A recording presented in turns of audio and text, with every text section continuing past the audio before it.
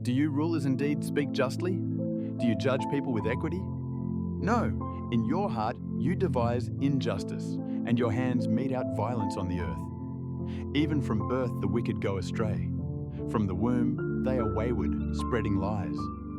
Their venom is like the venom of a snake, like that of a cobra that has stopped its ears, that will not heed the tune of the charmer, however skillful the enchanter may be. Break the teeth in their mouths, O God. Lord, tear out the fangs of those lions. Let them vanish like water that flows away. When they draw the bow, let their arrows fall short. May they be like a slug that melts away as it moves along, like a stillborn child that never sees the sun. Before your pots can feel the heat of the thorns, whether they be green or dry, the wicked will be swept away. The righteous will be glad when they are avenged, when they dip their feet in the blood of the wicked. Then people will say, surely the righteous still are rewarded. Surely there is a God who judges the earth. This psalm is a poignant reflection on the nature of justice and the moral failings of those in power. The psalmist begins by questioning whether rulers truly speak and judge fairly, implying doubt about their integrity and fairness. This introduction sets the tone for the rest of the psalm, which reveals the psalmist's disappointment and frustration with those who hold positions of authority.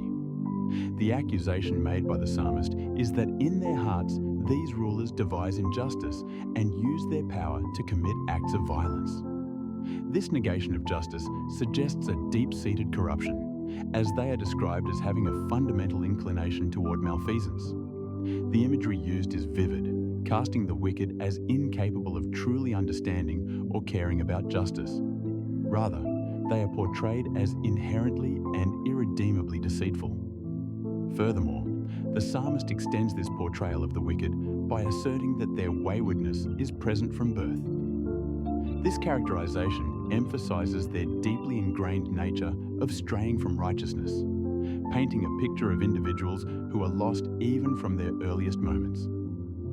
The metaphor of venom is employed to illustrate the danger and toxicity they bring about, likening them to a cobra that refuses to listen to the music of its charmer, thereby ignoring wisdom and direction. In reaction to such pervasive evil, the psalmist calls for divine intervention with fervent intensity. There is a plea for God to dismantle the strength of the wicked, expressed through the metaphor of breaking their teeth and tearing out their fangs, similar to taming or neutralizing dangerous predators. This drastic imagery underlines the perceived threat posed by these wicked individuals and the fervent hope for their incapacitation. Subsequent imagery is used to describe the desired outcome for the wicked, suggesting their eventual ineffectiveness and disappearance. The flowing away of water, the bluntness of failing arrows, the melting of a slug, and the fate of a stillborn child serve as powerful symbols of futility and the ultimate eradication of evil. These metaphors collectively convey a vision of justice where wrongdoers are rendered powerless and non-existent.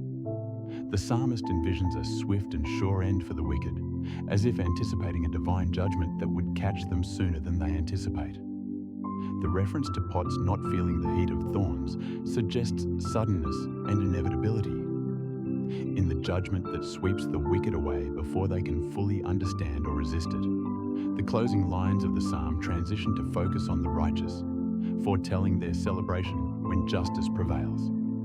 This victory is vividly depicted as them symbolically dipping their feet in the blood of their vanquished foes, suggesting triumph and vindication. There is a promise that those who are righteous will find confirmation of divine justice and will be reminded of God's governing authority and fairness over the earth. Finally, the psalm concludes with the affirmation of a belief in the existence of a just God who rewards righteousness and renders judgment on the earth. This concluding sentiment solidifies the theme of divine justice, underscoring the psalmist's trust in God's ultimate accountability for human actions. It reassures the reader or listener of the psalmist's faith in a moral universe where good is eventually rewarded and evil is inevitably punished.